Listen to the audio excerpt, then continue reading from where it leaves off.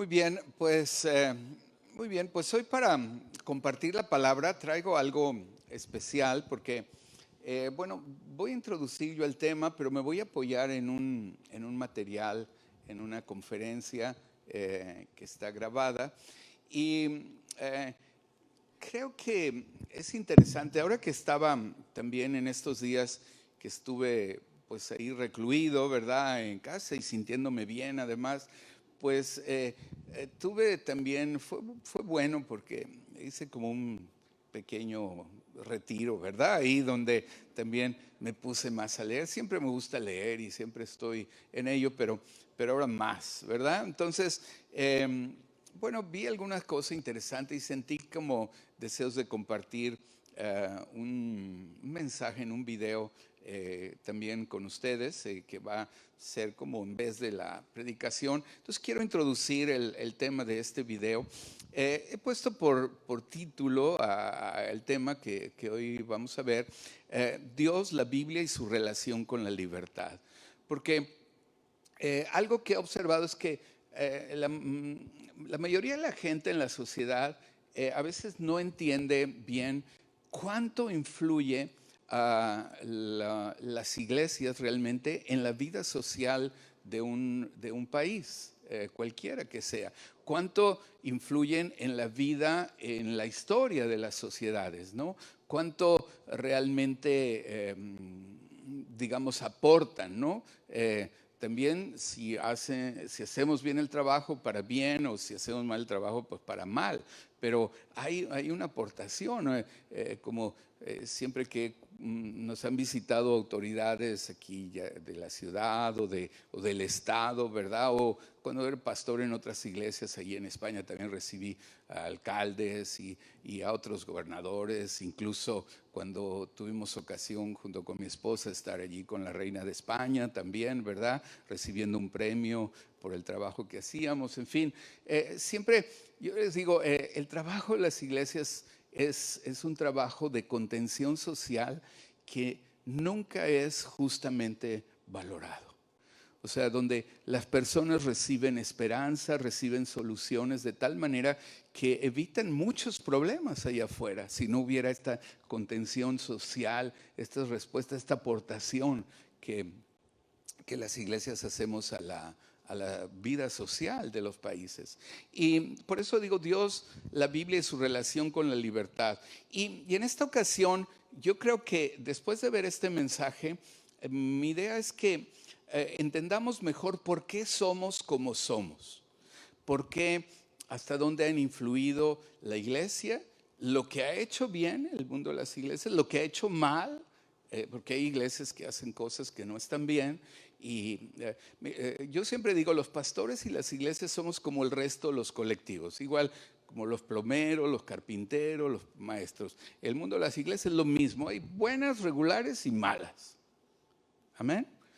O sea, no es que por ser una iglesia ya todo está bien o todo está mal. Es exactamente igual que el resto de la sociedad, ¿no? Por eso hay que estar atentos. Entonces, ¿por qué somos como somos? Bueno, pues hay errores que nos marcan como sociedad.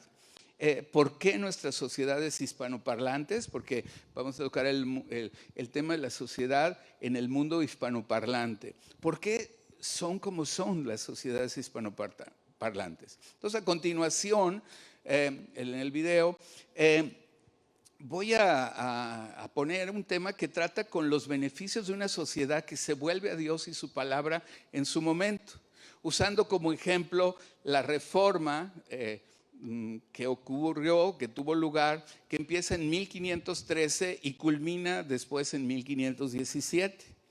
Usaré una conferencia del escritor, historiador, filósofo y teólogo español, el señor César Vidal, una conferencia que dictó el 28 de agosto de 2017 en la Universidad Francisco Marroquín en Guatemala.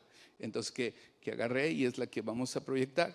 Como introducción al video que compartiré, puedo decir que Dios usa y usará acontecimientos políticos para crear situaciones oportunas a su reino. Y puse esta nota porque a veces nos sentimos tan desesperanzados con lo que está pasando, cuando vemos noticias y noticias y noticias. A veces mi esposa me dice, ya no quiero ver las noticias porque me desaniman tanto, ¿verdad? Pero vemos todo esto y nos roba la esperanza. Pero en medio de todo, también Dios está obrando. Lo que pasa es que Dios no es como alguien que está ahí haciendo a veces mucho ruido, sino que Dios en una manera poderosa, humilde y discreta está obrando poderosamente. Entonces, por ejemplo, aproximadamente en el año 1510, un hombre que se llamaba Alberto de Brandenburgo, un joven de 24 años de edad, aspiró a convertirse en un elector imperial. En aquel entonces, para ser, digamos, el emperador del imperio en aquel entonces, pues había 7 electores. Entonces estos, claro, tenían un poder tremendo porque entre los 7 nombraban al emperador. Entonces él quería ser elector imperial. Fíjate, si tú dices 24 años, tenía una aspiración grande, ¿verdad? O sea, podemos aspirar ahí a muchas cosas. Bueno, él encuentra que no es posible acumular ese poder excepto con un permiso del Papa, que es dentro de la religión católica, esto le llaman una bula papal, el otorgamiento de una bula sin R, ¿no? Bula, así se llama, que bueno, parece a veces con R algunas cosas, pero se llama bula papal. La bula papal se la daba el Papa a cambio de 24,000 ducados, que era una super fortuna, así, casi una cifra estratosférica, impagable. Entonces el Papa decía, bueno, por 24,000 ducados sí te dispenso este tema y puedes convertirte en esto. Entonces, no solo le ofreció que si le daba este dinero podía darle la autorización, sino que además el Papa le dio la idea de cómo conseguir este dinero. Y le dio la idea de que la gente pagara para que sus familiares salieran del purgatorio. Es decir, bueno, vende la idea, lleva la idea de que las personas cuando mueren van al purgatorio y para que salgan del purgatorio, pues compran una misa, lo que hasta hoy se llama una misa por los difuntos, que son oraciones para que salgan del purgatorio, y con eso pues se hace en toda Europa, se junta el dinero para juntar estos 24,000 ducados. Con ese dinero, al final Roma construyó lo que hoy es la Basílica de San Pedro. Si tú has tenido oportunidad de ir o algún día tendrás, bueno, pues se construyó con ese dinero, ¿no? De esa bula papal. Ahora, no contaron con que Dios despertaría la conciencia de algunos que se opusieron a esto. Y aquí es el tema, ¿no? En una época de tremenda oscuridad, tú imagínate políticamente pasando eso en Europa, uno dice, wow, ¿no? Que están en tinieblas totalmente, ¿no? Como a veces nos sentimos, a veces políticamente o socialmente en muchas áreas, y uno, wow, ¿no? Pero Dios obra en medio de esto. Entonces, no contaron con que Dios despertaría la conciencia de algunos que se opusieron a esto. Y esto dio lugar a la reforma que dividió Europa en 2, ¿verdad? Entonces, sin más, les dejo la introducción y vamos al video. Después pasaré para tener una conclusión, ¿ok? Entonces, si apagamos las luces y corre video, por favor.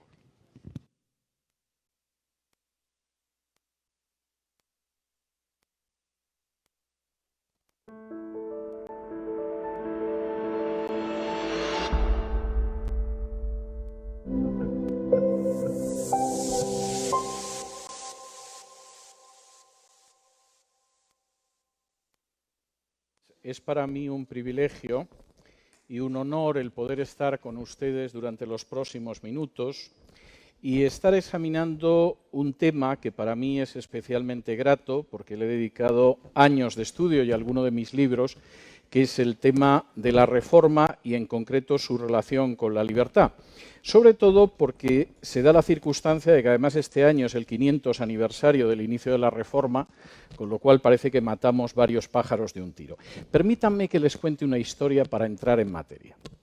En el año 1513, un joven príncipe alemán de tan solo 23 años que se llamaba Alberto de Magdeburgo y que ya tenía una sede episcopal en Magdeburgo y además era el administrador de la diócesis de Halberstadt, decidió que su carrera episcopal era demasiado modesta.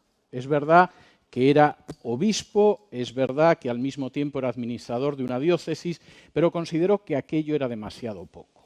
Y al año siguiente, con tan solo 24 años, concibió la idea de convertirse en el arzobispo de Maguncia, que era un cargo verdaderamente extraordinario. No solo es que era el primado de Alemania, el prelado más importante de todo el imperio alemán, sino que además el arzobispo de Maguncia tenía el poder de elegir al emperador. Desde hacía siglos los alemanes habían llegado a la conclusión de que la sucesión en la corona imperial de Alemania era una cosa demasiado seria como para que pasara de padres a hijos. Y por supuesto lo más conveniente es que hubiera gente inteligente, formada, que eligiera al nuevo emperador, y uno de ellos era el arzobispo de Maguncia.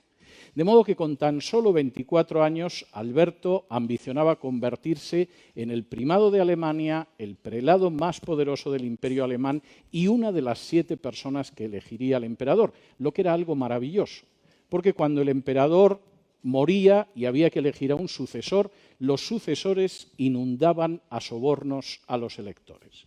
De hecho, cuando se produjo la muerte de Maximiliano de Alemania, Carlos I de España, que disponía del oro y la plata de las Indias, consiguió convencer a los electores para que le eligieran como emperador de Alemania. El problema para las ambiciones del jovencísimo Alberto era que la ley canónica, el derecho eclesiástico, no le permitía acumular tantos cargos a la vez. Alberto, o te quedas con la diócesis que tenías y la administración del otro obispado, pero además no puedes ser primado de Alemania, arzobispo de Maguncia, elector imperial. Y Alberto quería serlo. Y con 24 años, desde luego, estaba decidido a conseguirlo. Era un joven de empuje.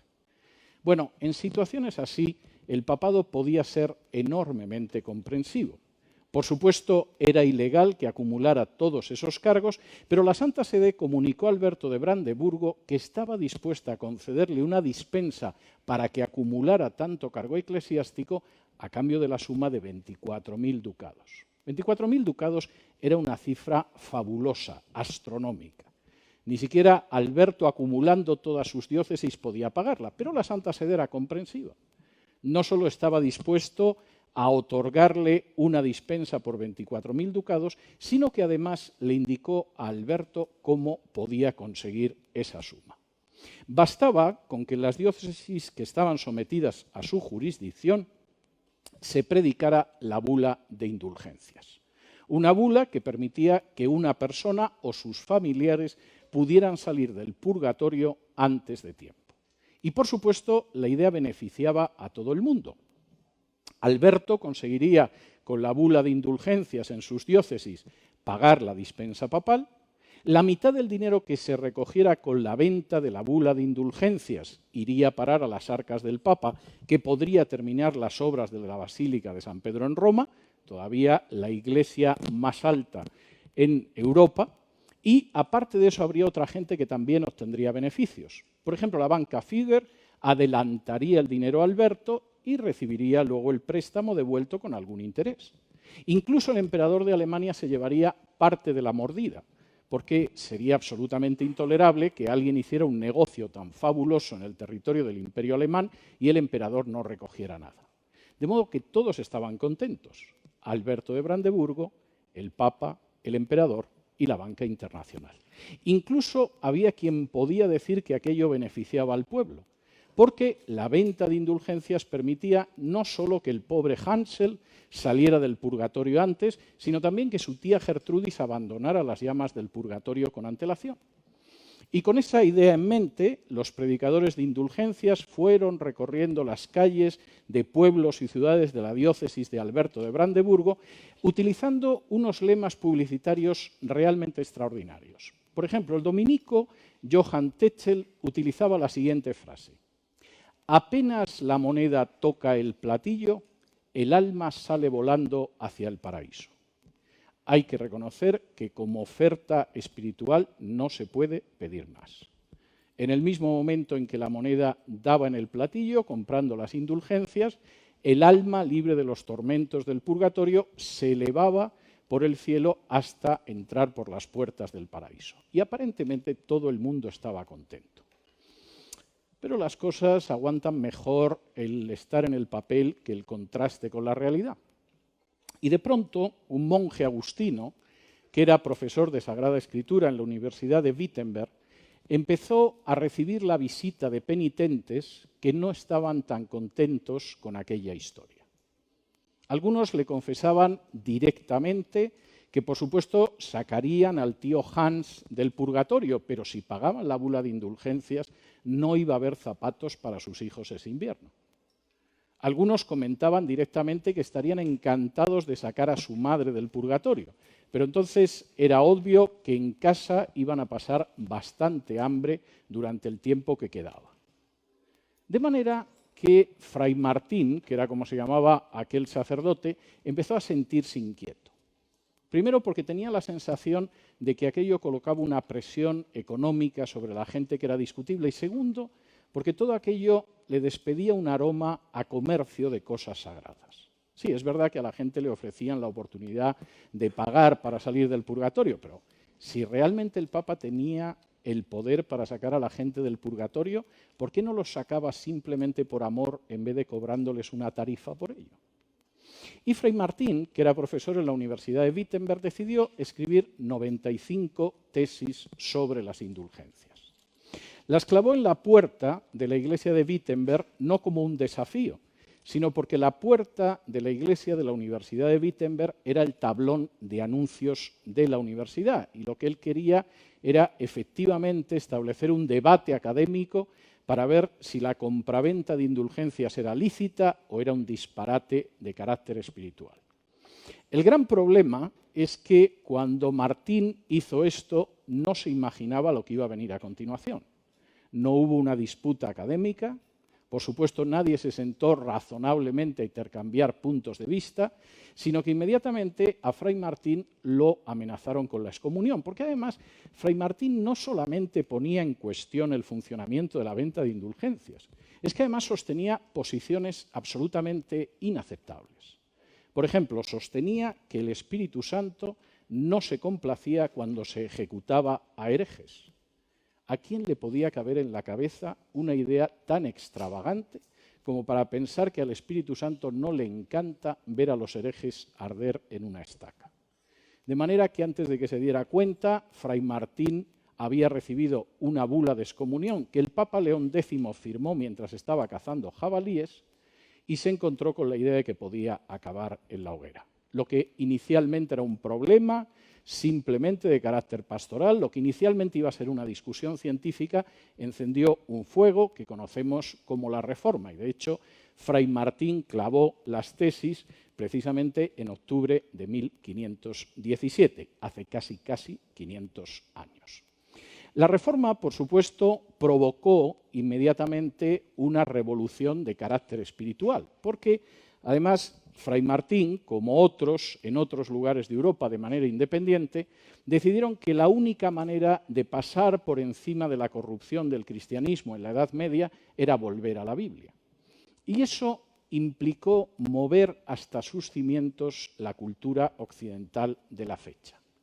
De pronto, frente a la idea de que había un magisterio eclesiástico y una tradición de siglos que obligaba a la gente, el mensaje de la Reforma era que no era así, que en realidad la gente tenía que romperse las cadenas de ese magisterio eclesiástico y de las tradiciones de siglos y volver a la libertad de los hijos de Dios que aparece en la Biblia. Frente a la idea de que de alguna manera estamos sometidos a distintas instancias espirituales que hay en el cosmos y que son multitud de seres situados entre Dios y los hombres, Fray Martín y los otros reformadores insistieron en que no era así, que eso eran esclavitudes absolutamente intolerables y que el centro de la vida cristiana, por definición, lo tenía que ocupar Jesús, no cualquiera de los otros seres.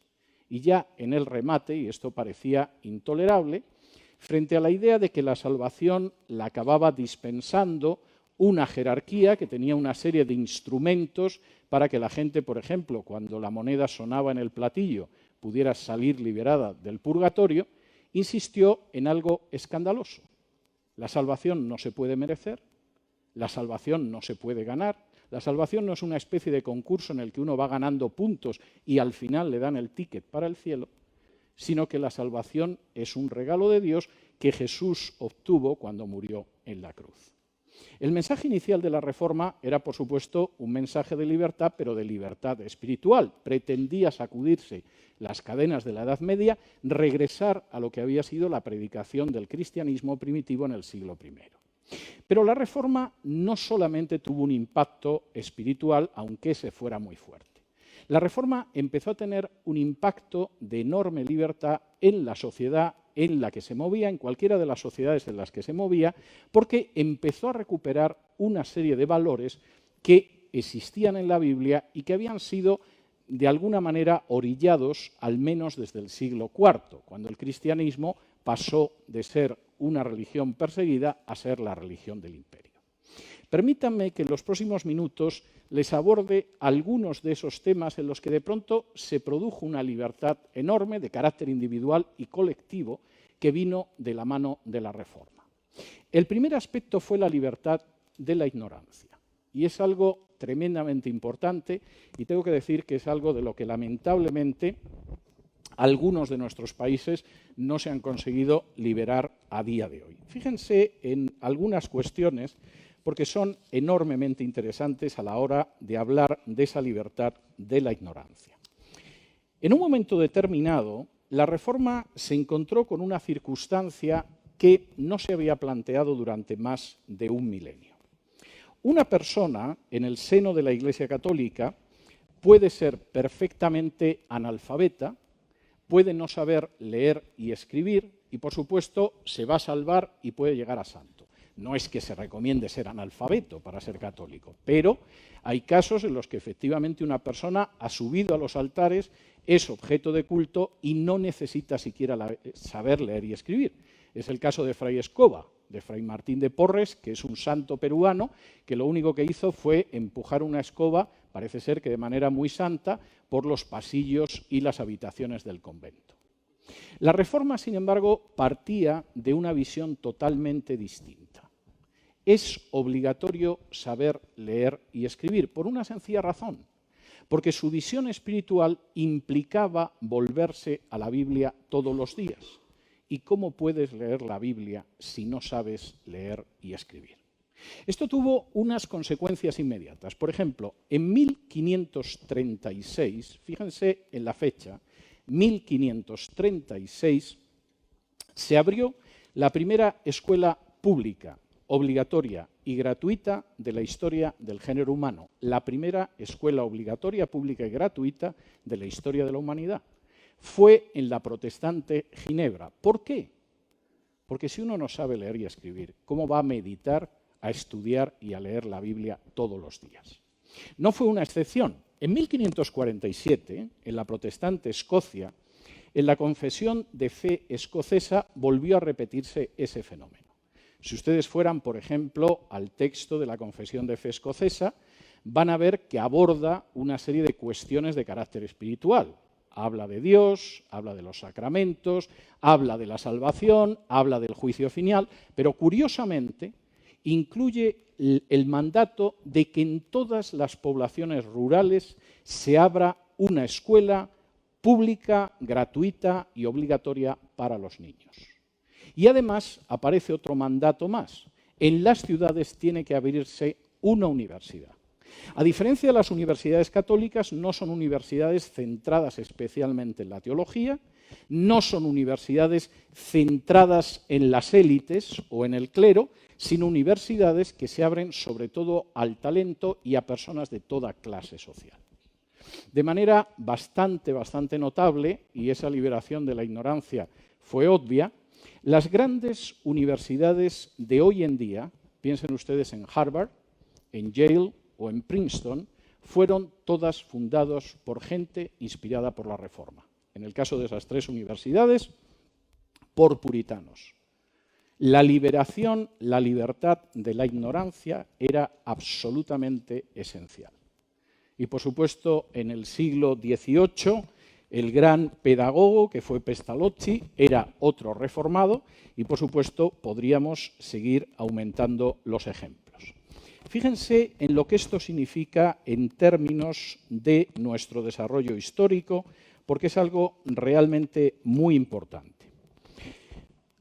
Cuando a mediados del siglo XVII los puritanos que habían abandonado Inglaterra llegaron a las costas de lo que ahora es Estados Unidos en busca de libertad de conciencia, en un barco que se llamaba el Mayflower, en ese barco, y esto es tremendamente importante, la tasa de alfabetización de los varones era de un 80%. La tasa de alfabetización de las mujeres llegaba a cerca de un 70%. La tasa de alfabetización de Guatemala, cuando accedió a la emancipación, no llegaba al 10% de la población. Y, por cierto, tengo que decir que en España no era mejor. No piensen que en la parte de España que estaba a este lado del Atlántico la gente era más analfabeta. No, tenía la misma tasa de analfabetismo de la España de la Contrarreforma que estaba al otro lado del Atlántico. La liberación de la ignorancia no se produjo. Tengo que decirles que sigue sin producirse. La liberación de la ignorancia no solo pasó por el terreno de la educación, pasó por el terreno de la ciencia. Y esto es algo tremendamente interesante, porque la Reforma, como han reconocido filósofos e historiadores de la ciencia, como Thomas Kuhn o como Whitehead, impulsó la revolución científica que conocemos en la actualidad.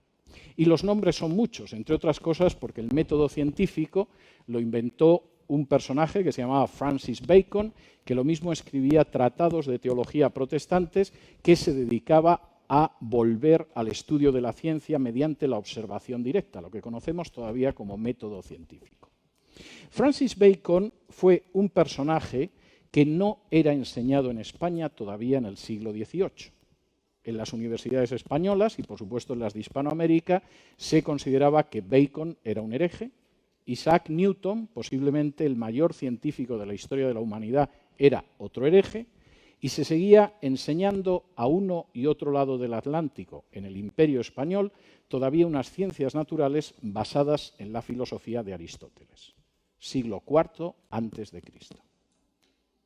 No debería de extrañarnos, por lo tanto, que personajes de lo más diverso, como Dalton, como Kepler, como Linneo, como Faraday, que por cierto sentó las bases para que ustedes ahora mismo puedan tener un teléfono móvil, tengan acceso a Internet o cuenten con un ordenador personal, aparecieran en el territorio de la Reforma y no en el territorio de la Contrarreforma. Y por cierto, quisiera decirles que esa diferencia sigue todavía siendo tremenda.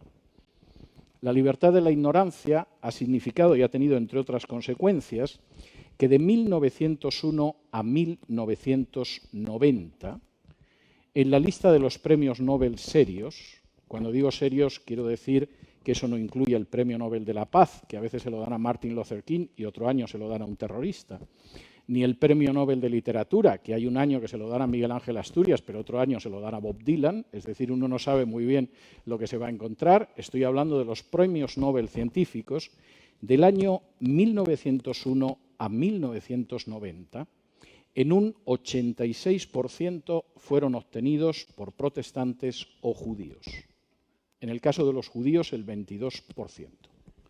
El otro 14% cuenta con algún ateo, algún agnóstico, algún católico o algo parecido, pero lamentablemente para aquella parte del mundo, como es el caso de nuestras repúblicas, donde no hubo reforma sino contrarreforma, no hubo revolución científica, no hubo un esfuerzo educativo público, gratuito y obligatorio hace 5 siglos.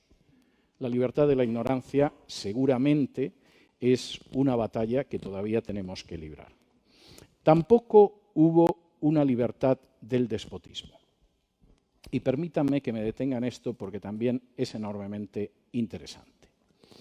En el año 1538, las autoridades de la ciudad suiza de Ginebra decidieron expulsar al reformador Juan Calvino de su territorio, a Juan Calvino y a sus colaboradores. Las autoridades de la ciudad suiza de Ginebra querían reforma, pero no querían tanta reforma. Les daba la sensación de que Calvino era demasiado extremo en su deseo de regresar a la Biblia.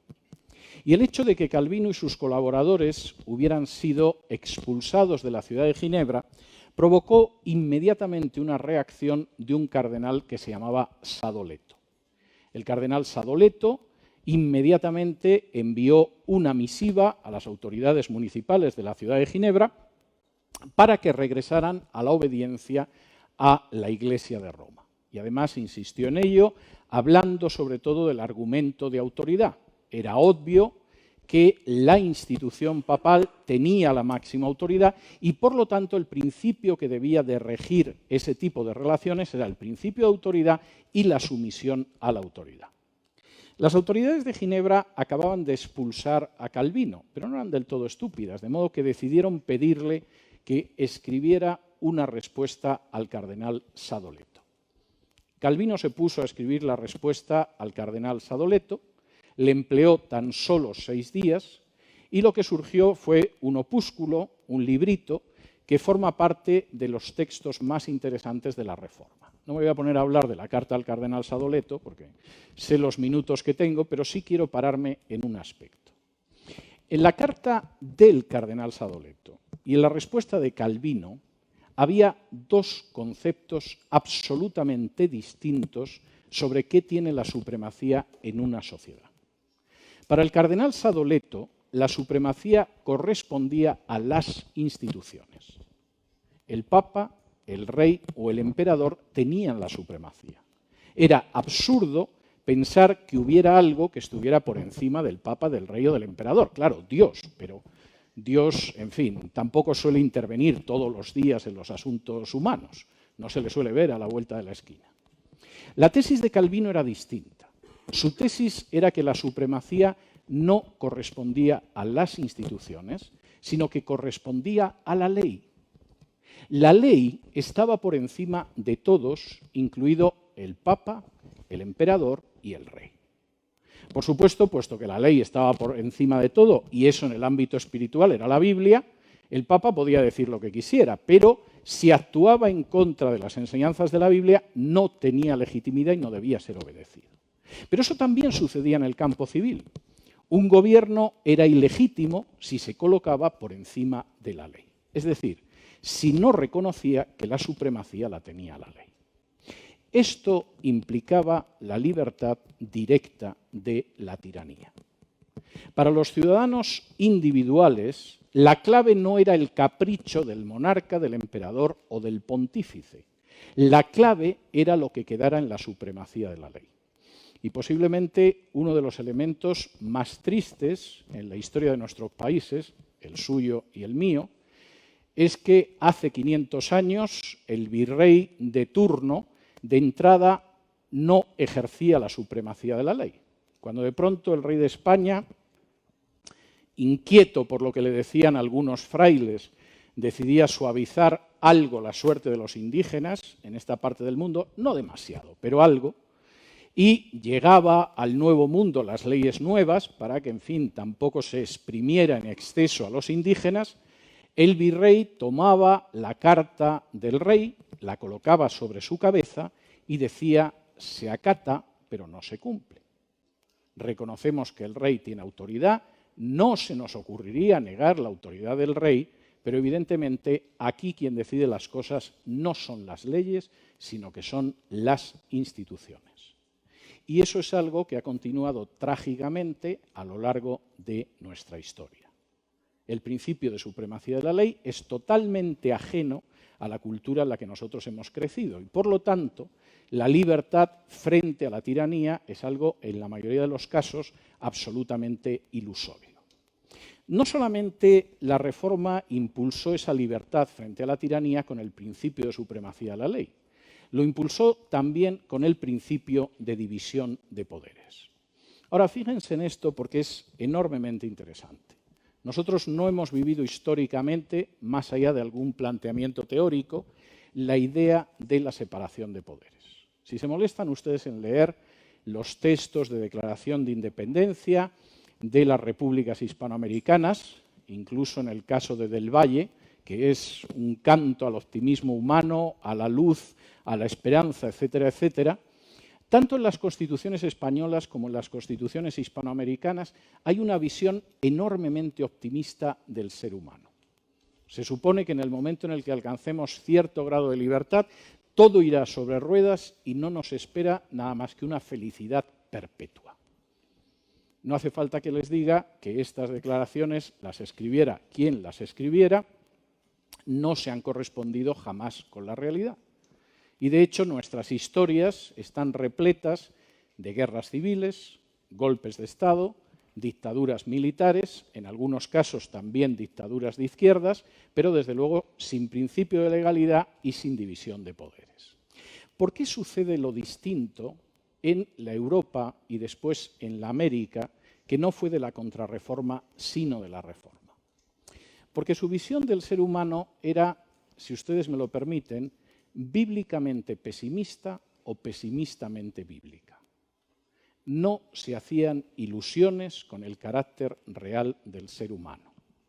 No pensaban que el ser humano, individual o colectivamente, tendiera hacia el bien. Por el contrario, estaban convencidos de que el ser humano tiene una tendencia hacia el mal, tanto individual como colectiva. Por lo tanto, si el ser humano acababa recogiendo todo el poder en unas manos, eso acabaría en tiranía. Podía hablar de la ilustración, de la luz, del futuro luminoso, pero acabaría en una tiranía. Y por lo tanto, el poder tenía que dividirse y controlarse entre sí para evitar que el régimen acabara degenerando en una tiranía. Permítanme darles un ejemplo para que puedan entender esto de manera más cabal. Hace un año y pico estuve repasando la correspondencia de los padres fundadores de Estados Unidos. Las cartas de Adams a Washington, de Jefferson a Hamilton, etcétera, etcétera. En esa correspondencia aparece continuamente referencias, es lógico, en una nación de raíces reformadas, aparecen continuamente referencias a la Biblia. Pero curiosamente uno de los textos que más aparece de la Biblia es un texto del profeta Jeremías en el que se dice que el corazón humano es engañoso, es decir, tiende a engañar a los demás y a engañarse a sí mismo.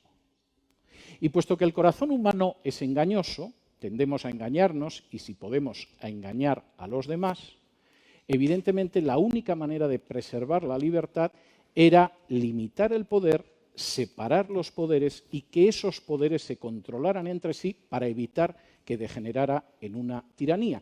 Y es una preocupación continua de los padres fundadores de los Estados Unidos de América. Si el poder se concentra, estamos perdidos, acabaremos en una tiranía. El poder tiene que ser limitado bajo la supremacía de la ley y vigilándose.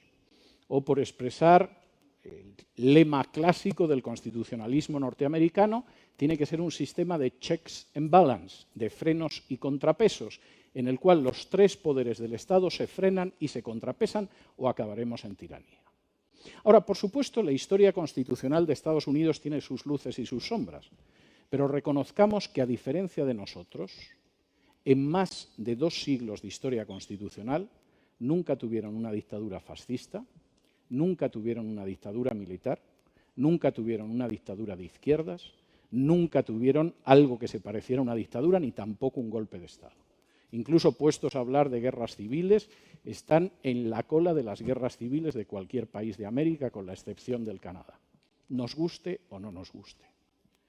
La reforma implicó la libertad de la tiranía. No solo la libertad de la ignorancia, sino la libertad de la tiranía, y lo fue por el hecho de que estableció la supremacía de la ley, que nunca hemos conocido en nuestras historias, no por mucho tiempo, y estableció, además, la separación de poderes. No fueron las únicas ventajas de esa situación de la reforma.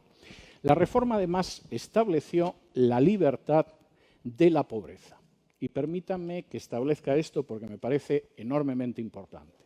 Y estableció la libertad de la pobreza, que es una de las grandes lacras del género humano, fundamentalmente por su visión del trabajo y de la economía. ¿Cuál era la visión del trabajo y de la economía que existía en la parte del mundo controlada por el gobierno español y que efectivamente incluía lo que luego sería la República de Guatemala? Era la visión de la Contrarreforma. ¿Cómo veía la Contrarreforma el trabajo? La Contrarreforma consideraba que el trabajo era un castigo de Dios y además desde el siglo IV arrastraba una visión del trabajo que consideraba que el trabajo manual era indigno. De hecho, hasta finales del siglo XVIII, después de que Estados Unidos ya fuera una nación independiente, el rey de España, Carlos III, no decretó una real pragmática en la que suprimía legalmente la deshonra del trabajo. Nuestras culturas han partido de la base de que el trabajo, sobre todo cierto tipo de trabajo, es algo deshonroso, mientras que, por el contrario, en fin, el trabajo seguramente, si no es un castigo de Dios, se asemeja lo suficiente como para que intentemos huir de él. La visión de la Reforma fue distinta, porque partió de la Biblia, y al ir a la Biblia y al libro de Génesis se encontró con que antes de la caída Dios había colocado a Adán en el huerto del Edén para que lo cultivara y lo guardara. Es decir, el trabajo no era una consecuencia de la caída, el trabajo era la finalidad del ser humano antes de que se alteraran sus relaciones con Dios. Y eso provocó lo que algunos llaman el concepto protestante del trabajo, llámenlo como quieran, pero tuvo una influencia enorme, porque implicó una enorme dignificación del trabajo de todo tipo. Por ejemplo, es curioso que Fray Martín Lutero, escribiendo sobre las amas de casa, dijera de manera rotunda que su trabajo, aunque algunos lo consideraban insignificante, era más santo que las ascesis de todos los monjes y monjas del mundo. Las pobres amas de casa están malditas en la sociedad en la que vivan, tengo que decirlo. Si la sociedad tiene una impronta machista, son las que realizan un trabajo indigno que nadie quiere. Si de pronto la sociedad tiene una impronta feminista, el ama de casa es la tonta que todavía no ha accedido a la posición digna de mujer emancipada. Sea como sea, las bofetadas le llueven. Es curioso porque la Reforma insistió en la dignidad de ese trabajo. O insistió, por ejemplo, en que el trabajo manual era un trabajo tan digno como los trabajos físicos, incluidos los espirituales. William Tyndale, que pagó el atrevimiento de traducir el Nuevo Testamento del griego al inglés, escribía que no existía la menor diferencia entre la mujer que lavaba platos, el hombre que sembraba el campo, el magistrado que impartía justicia o el predicador que estaba en el púlpito. Tengo que decir que comparto su punto de vista. Todos los trabajos son dignos, son importantes y lamentablemente esa no ha sido la visión de nuestras sociedades y eso ha influido mucho en la pobreza. Pero es que en segundo lugar, y esto forma parte también de la libertad frente a la pobreza, la Reforma recuperó la importancia de la economía. A lo largo de la Edad Media no existió una economía financiera en la Europa católica. El préstamo con interés era un pecado, hay quien dice que incluso el desarrollo de la confesión auricular era para saber quién prestaba con interés y que se le pudiera castigar, y de hecho la forma financiera de la economía quedó en manos de los judíos, que a fin de cuentas no formaban parte de la Iglesia católica. La Reforma recuperó la cultura financiera y construyó la cultura financiera de la que todavía nos aprovechamos. Tengo que decir que con pésimas consecuencias para España, porque España, que era el imperio más rico de la época, carecía de la cultura financiera que tenían, sin embargo, pequeñas naciones como Inglaterra y Holanda, que acabaron imponiéndose porque ellos sí sabían cómo funcionaba la economía. España solo conocía una economía extractiva que desgraciadamente siguió en Hispanoamérica prácticamente hasta el día de hoy. A la libertad de la ignorancia, a la libertad de la tiranía, a la libertad de la pobreza, la Reforma sumó una última libertad, a la que me voy a referir ahora, y es la libertad de los pecados veniales. Permítanme que me detenga en esto, porque seguramente a alguno esto le sonará bastante curioso. Ustedes saben, por lo menos la gente que haya leído el catecismo o que haya ido a catequesis o cualquiera de estas cosas, que la Iglesia Católica diferencia entre pecados veniales y pecados mortales. los pecados mortales ocasionan la condena eterna en el infierno si uno muere en pecado mortal, los pecados veniales ocasionan un paso por el purgatorio más o menos prolongado. Y de hecho, eso explica que determinadas prácticas borren los pecados veniales. Por ejemplo, al menos en teoría, si uno entra en la iglesia y se santigua con agua bendita, se le van los pecados veniales. Y como decía un profesor mío del Opus cuando yo era un estudiante como ustedes, yo siempre que entro en una parroquia me santiguo con agua bendita porque sé que se van los pecados veniales y a lo mejor se llevan algún mortal de paso. De modo que en este sentido eso es algo que forma parte de nuestra cultura. El problema es que entre esos pecados veniales están el hurto y está la mentira. En más de 30 años que he dedicado, aparte de otras cosas, a estudiar la historia de Hispanoamérica, no he conseguido hallar un solo político cuya carrera acabara por mentir. Sigo teniendo la esperanza de que un día, cuando esté expresando esto en público, de pronto alguien levante la mano, me diga, está usted equivocado. En el año 1872 hubo un brasileño que se llamaba Du Álvares da Costa, no sé cuántos, y ese efectivamente mentía y le costó su carrera política. No hay un solo caso. Nuestra cultura es una cultura que considera la mentira un pecado venial. Por supuesto, nos molesta cuando nos mienten, es cierto, pero consideramos que la mentira es un pecadillo sin importancia. Es impensable que una carrera política se acabe por mentir. Es más, sabemos que determinados políticos nos mienten y aún así seguimos votándolos. Pero sucede lo mismo en el caso del hurto. No quiero que pasen un mal rato pensando en su país, les voy a hablar del mío. En España a la gente le entusiasma hurtar. Si va a los hoteles, se llevan las toallas o se llevan los albornoces, las batas de baño. Si alguien trabaja en un hospital, desde luego tiene asegurado el suministro de algodón, de alcohol, de jeringuillas o de curitas para su casa. Si alguien trabaja en una oficina, es muy posible que se lleve el papel u objetos de escritorio. No consideran que el hurto sea importante. Son pequeñas cosas, casi como un complemento del salario que reciben. Claro, si a ellos les roban, les sienta muy mal, pero a fin de cuentas robo solo es cuando alguien roba un peso por encima de lo que nosotros robamos. Esa cultura, que forma parte de una cosmovisión de pecados veniales, por supuesto se dispara cuando uno no se puede llevar un frasco de alcohol o un paquete de algodón de un hospital o una toalla de un hotel, sino que uno tiene acceso a un presupuesto. Y cuando uno tiene acceso a un presupuesto, no es una botella de alcohol, puede ser el seguro social del país. O como decía un humorista español al que yo tuve oportunidad de entrevistar, un personaje muy gracioso y muy ingenioso. En uno de sus sketches humorísticos, al final, el personaje se dirigía a Dios en una oración y le decía, Señor, no me des, pero ponme donde haya. Hay toda una filosofía de la corrupción en esto. Y lamentablemente, la reforma significó la libertad frente a la corrupción y eso no se dio en el terreno de la contrarreforma. El hecho de que una ministra, como en Suecia hace 5 años, dimitiera porque había pagado un pañuelo con el presupuesto de su ministerio.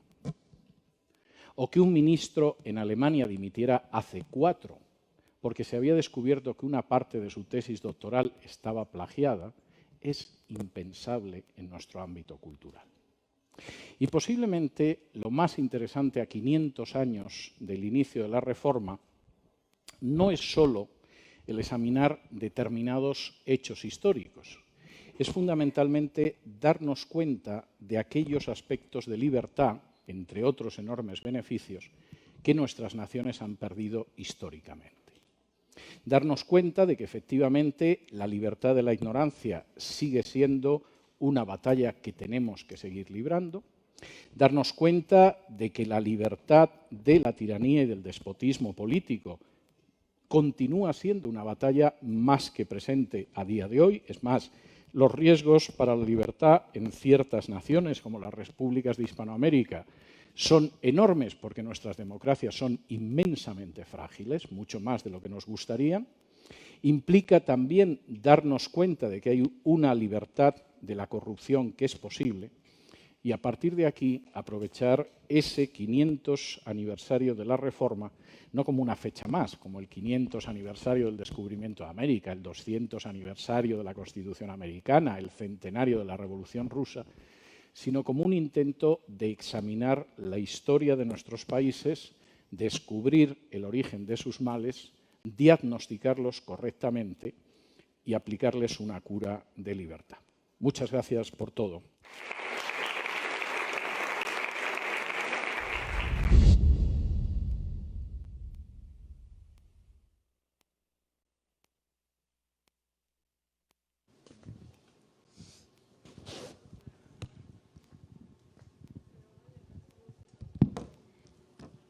Bueno, se vale decir me gustó o se vale decir ouch, ¿verdad? También.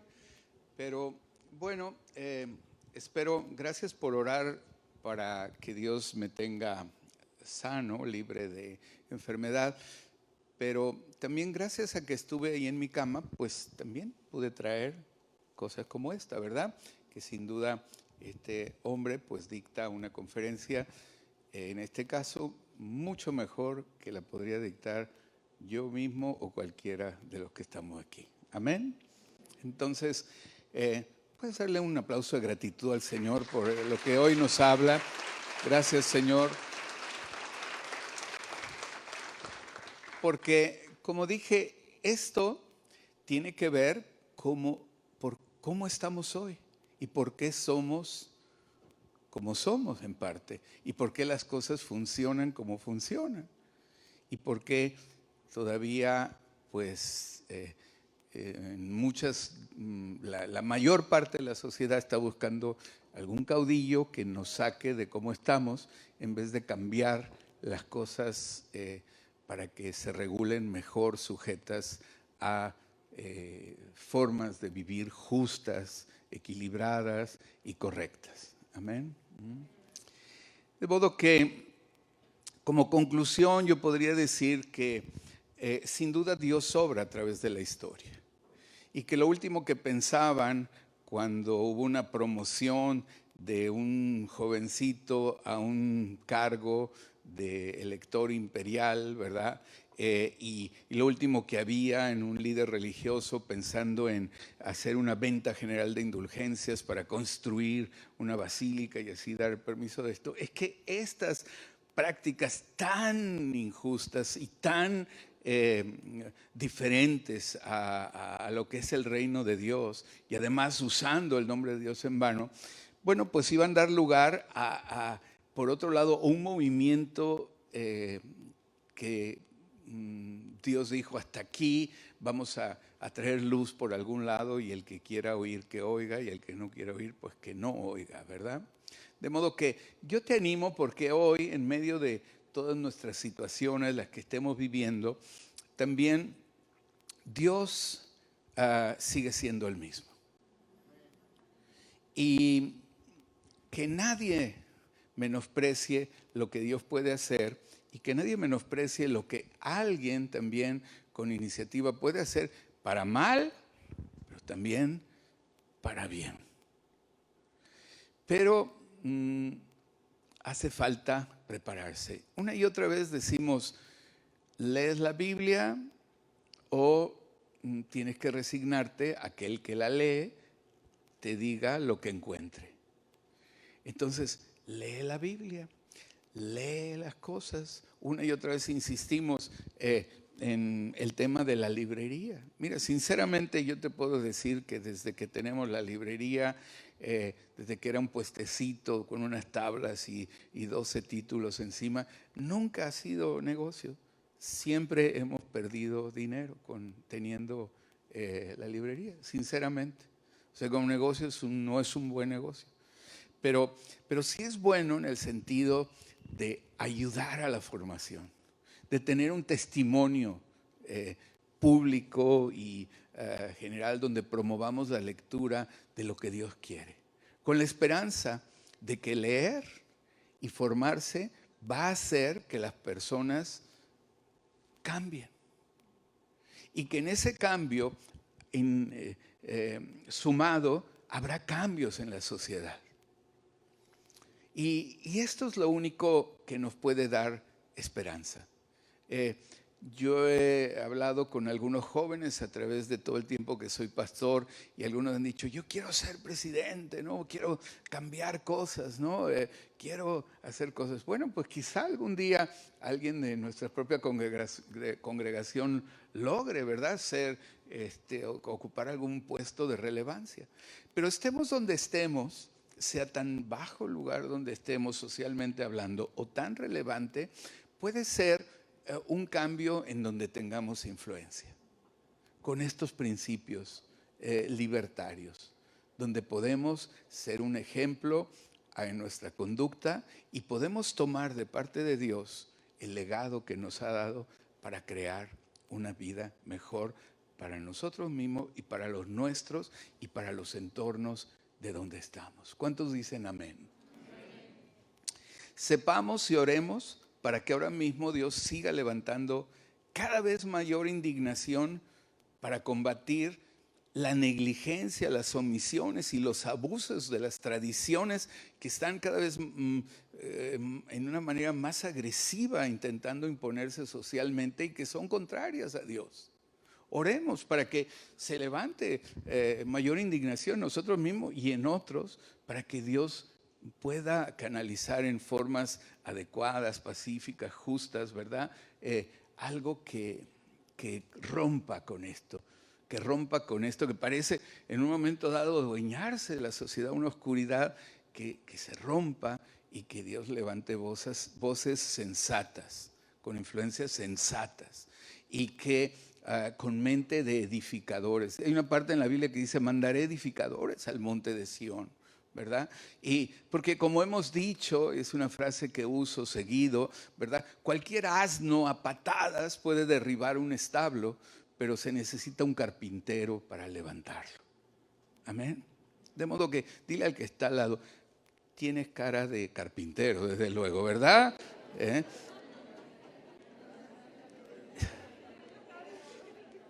Pero lo importante es lo que sale de tu vida. Construyes o destruyes, edificas o destrozas, ¿verdad? Oremos para que ahora mismo Dios siga levantando mayor indignación para combatir negligencia, omisiones y abusos de las tradiciones contrarias a Dios. Para que Dios siga levantando mayor indignación para combatir los abusos de los pobladores, incluso que pueden ser mayoritarios de cada nación. Y que también hay una indignación para combatir los abusos de los gobernantes actuales en cada nación. Y que quien Dios levante, pues lo levante con una bandera constructiva y adecuada e inteligente y sabia. La frase de la Reforma, esta de es obligatorio saber leer y escribir, se traslada a nuestros días en es necesario prepararse diligentemente ante Dios y las circunstancias actuales. Es necesario. No sé lo que Dios ponga en tu corazón hacer, pero es necesario prepararse para enfrentar un mundo en que parece que las tinieblas vienen y como son muy elocuentes a veces los que hacen despropósitos, parece que la virtud de un Dios que sigue obrando en una manera modesta y que no es aparatoso, ¿verdad? Pero ahí está y en una manera poderosa no permitirá que se construyan las obras de las tinieblas siempre y cuando haya personas que nos pongamos en la brecha a favor de los nuestros, de nuestras ciudades, de nuestras comunidades, de nuestras naciones. Amén. Solo así sabremos cómo ayudar a mejorar y Dios nos usará. De lo contrario, si no nos preparamos, si no hay juventudes que expresan un celo por por mejorar, por prepararse, por mostrar respuestas edificantes a las necesidades actuales, pues de lo contrario seremos niños llevados de aquí para allá por caudillos que las multitudes idolatrarán, ¿verdad? Pero después, pasado su momento y al ver que no pudieron traer respuestas, aborrecerán.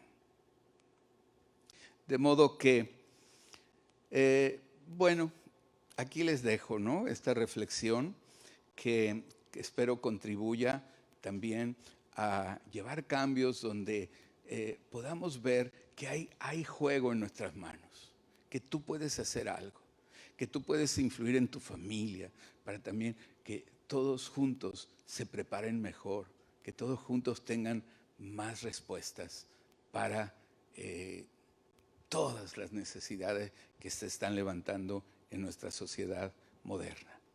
Pondremos, bueno, este mensaje estará allí en nuestro Face, en nuestra web, y ahí estará el link para que puedas verlo las veces que quieras o enviarlo a quien tú quieras. Amén. Ojalá podamos tener siempre una claridad semejante a la que este hombre ha tenido en esta exposición. Amén. Bueno, pues terminamos con esto y ¿por qué no nos ponemos de pie y vamos a terminar nuestra reunión? Amén. Gracias, Señor. Vamos a cantar un corito y enseguida oramos para terminar. Ten misericordia de nosotros. Ten misericordia de nuestras vidas, de nuestras personas, de nuestras familias. Ten misericordia de nuestras sociedades, de nuestras comunidades, Señor. Ten misericordia de nuestras ciudades, de nuestros estados, de nuestros países. Señor, mira, Señor, que no somos ni muy sabios ni muy preparados. Pero mira, Señor, que queremos ser barro en tus manos, que tú nos uses, que tú nos ayudes. Señor, venga tu reino, hágase tu voluntad, Señor. Ayúdanos, ayuda a cada familia en sus necesidades, especialmente aquellos que lo necesitan con urgencia. Y ayúdanos a hacer luz en medio de un mundo oscuro, Señor. Señor, ten misericordia de Cancún, ten misericordia de Quintana Roo, ten misericordia de México, ten misericordia de aquellos países donde está Centro de Vida Cristiana. Ten misericordia de aquellas ciudades o sitios donde tenemos misiones, donde están personas que ya se congregan frecuentemente a través de nuestras transmisiones en diferentes países, incluso que no tenemos una iglesia abierta. Pero Señor, bendice a esas personas, bendice a sus familias, bendice sus vidas. Y Señor, que seamos instrumentos en tus manos para mejorar nuestras familias y nuestras sociedades. Ayúdanos, Dios. Te lo pedimos en el nombre de Jesucristo. Amén y amén. Dios te bendiga. Estamos despedidos.